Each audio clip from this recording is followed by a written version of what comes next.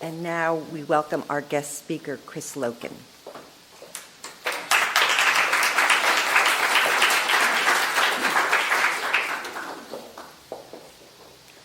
Good morning. Terry, I think, has told you all about me, so there's half my speech gone. Anyway, she asked me if I would speak to you folks this morning. Trace, if you will, she said, your spiritual journey to the making of your film. That was not difficult for me, for I was already there. You see, my early beginnings were not that much different from those of the immigrant children. As Harry said, I was born in 1932, one of 8 children, on a small rocky farm in Wisconsin, which we lost in the Great Depression. My parents were first-generation Norwegian-American immigrants. My father's family was relatively large landowners in Norway. My mother was of the so-called peasant or commoner class. Of course, none of this old country class status meant anything in America, where, as you well know, we are all created equal, theoretically. But this ballyhooed equality didn't help us much when we lost our farm. We had a government mortgage, but speculators found a loophole and started buying up these mortgages. And one of them foreclosed on us one sunny spring morning. I was 8 years old at the time. I was pulling weeds in the vegetable garden alongside our driveway. A big, fancy Essex car drove in our yard. I can still see that car. It was big and long and black, and a big, portly man with a handlebar mustache, the villain, just like you see in the old movies, got out of his fancy car and approached my father, who was just walking from the barn to the milk house carrying a pail of milk. The big man had a sheaf of important-looking papers in his hands. He held them out to my father and said something, not all of which I could hear. But I did hear words like mortgage and you got to move, Helmer. And this is my farm now.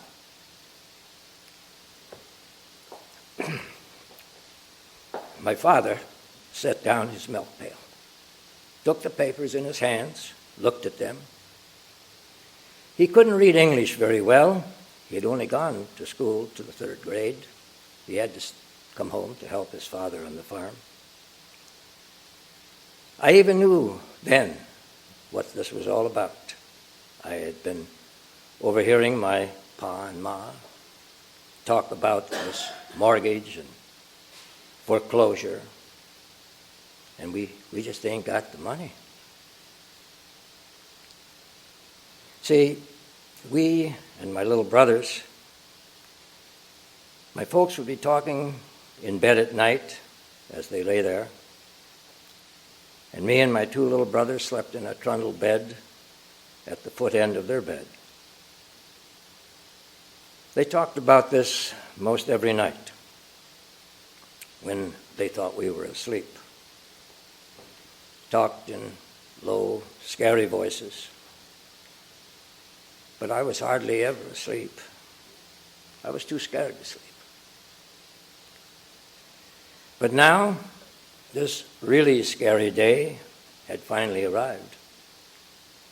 Pa had the official-looking papers in his hands.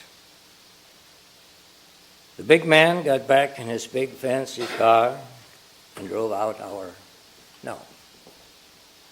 his driveway now.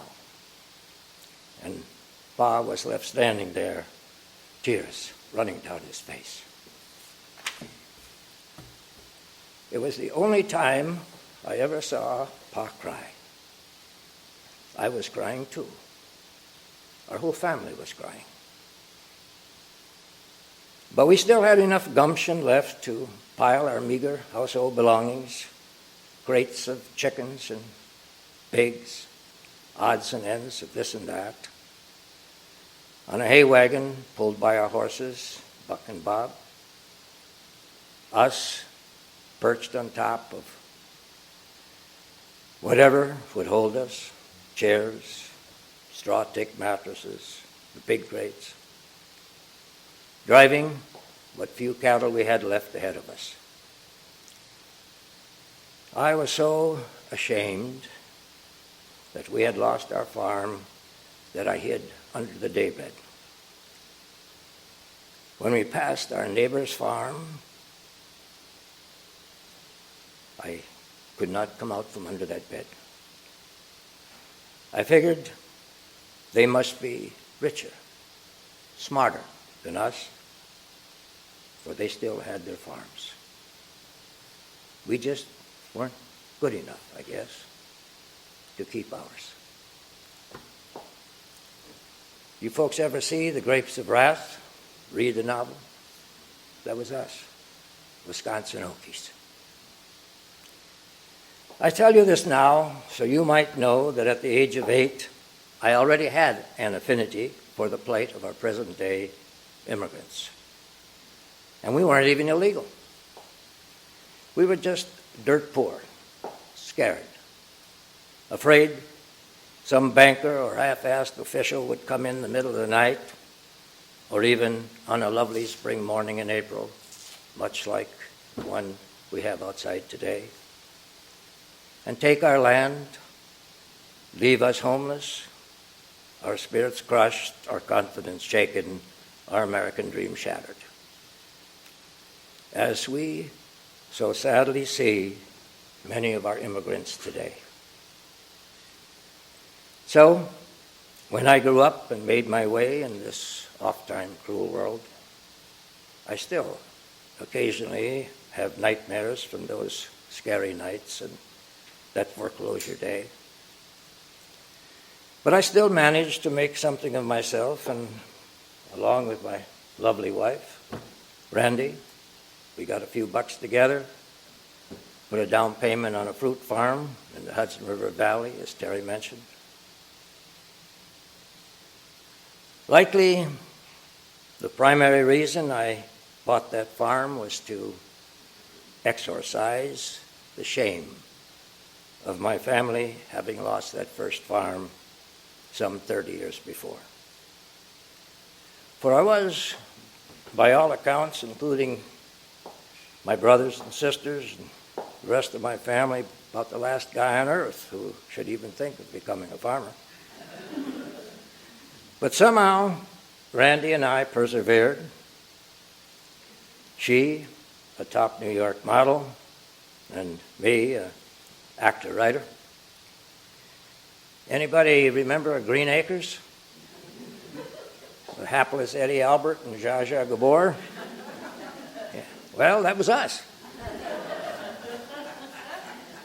But eventually we learned what we had to know and built LoveApple Farm into the landmark fruit farm of the area. We never could have done without the immigrants. Never. We were having a hell of a time trying to get the job done with American workers and was about ready to throw in the towel when migrant workers, migrant Mexicans, started showing up. First a single here and there, single man, then their cousins, uncles, brothers, fathers. So we built a labor camp for the single men and later added mobile homes when families began to arrive. One of those families was the one that I utilized as prototypes for the movie. That is not to say that this family, called the Salazars, are exactly that family, but rather a composite of various immigrant families we felt would best speak to the subject matter, namely the illegal immigration controversy. Now, I know I'm being politically incorrect for using the word illegal, but I do it purposely. For until we actually get these draconian laws changed, they are officially illegal. And if enough people are ashamed or embarrassed by this terminology, maybe enough people will find a way to correct it legally. It's a familiar story in the news night and day, superficially. But how did this controversy come about? We bought our farm in 1969, and the Mexicans started arriving not all that long after. There was no talk of legal or illegal in those early days. We were just glad to have them, get our crops picked, to market on time. Apparently our government was also glad to have them, for I never heard a peep about arresting them or deporting them or them taking the jobs of American citizens until the recession of the 80s. Then suddenly their lack of documentation became an issue. Prior to that, it was common practice for migrant Mexicans, primarily from northeastern Mexico, to make the short journey up into Florida to pick peaches in Georgia. Then they'd go up there till they finally got to New York to pick apples in the fall. Then, as farms grew larger and more prosperous, largely because of the contributions of the immigrants, and there were fewer and fewer Americans willing to get out there in that cold snow to prune the apple orchards, more and more Mexicans started to stay over in the winter to do the pruning, and then into the spring for the planting. Soon they were there all year round, missing their families missing them. So it was only natural that their families would arrive. The farmers would start to supply housing. Mama and Papa Mexico would start having more babies. These babies, by law, U.S. citizens. But Papa and Mama were not, nor were the children they brought with them from Mexico. Thus, our current dilemma: illegal parents, legal children. The very dilemma that our movie, Fighting for Freedom, addresses. A dilemma that I saw coming many years before and finally wrote 10 years ago in the first draft of our movie, which became 8 more drafts over the next 5 years while we tried to raise the money to get our film done. We thought it an important movie, so important that Randy and I finally put up 80% of the budget to get it made. Important as an awareness tool, one that should be seen by our citizens. Not only to entertain, but to educate. I don't think most of our citizens understand what this illegal immigrant controversy is all about. I still don't think they know. Likely 90% of the populace doesn't even know an immigrant personally. Don't realize what truly good people most of them are. How desperately our country needs them to get our manual labor done. What exemplary citizens most of them would be if they were given a chance. A chance that was freely given to wave after wave of other immigrants from any number of other countries who had come before them, including my own, Norway. So we made the movie, but apparently only a few of us really want to know what this controversy is all about. Want to really get to know this particular batch of immigrants. The studios, the movie chains, big business, politicians, our citizens, even the immigrant organizations, nobody really wanted to touch this illegal immigration controversy with a 10-foot pole. They still don't. Sure, they give it lip service. The polls show that the majority of our citizens support President Obama's executive order, allowing illegal immigrant parents of citizen children some path to legality. But then our do-nothing Congress, supposedly there to legislate the will of their constituents, refuse to enact his executive order into law. Yet their constituents, us, you and me, continue to vote these gutless wonders back into office year after year.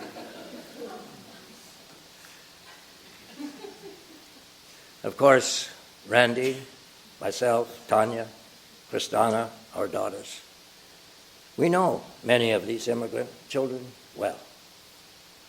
They were born and raised on LoveApple Farm. Our girls grew up with them, played with them, went to school with them, loved them. As we did, still do. Randy and I called them our grandchildren, and in many ways treated them as such. We all lived the good times together and the bad. Our farm was raided once before, back in the late 90s. ICE swooped in and took our Mexican families, put the fathers in jail. I had to put up $5,000 a head to bail them out. Then, through my contacts, pulling a few strings here and there, agreeing to pay their way back to Mexico, was able to get them deported without prejudice. Therefore, the following spring, I was able to bring them back under the H-2A farm worker visa program, which worked quite well until 9/11, as you will see in our film.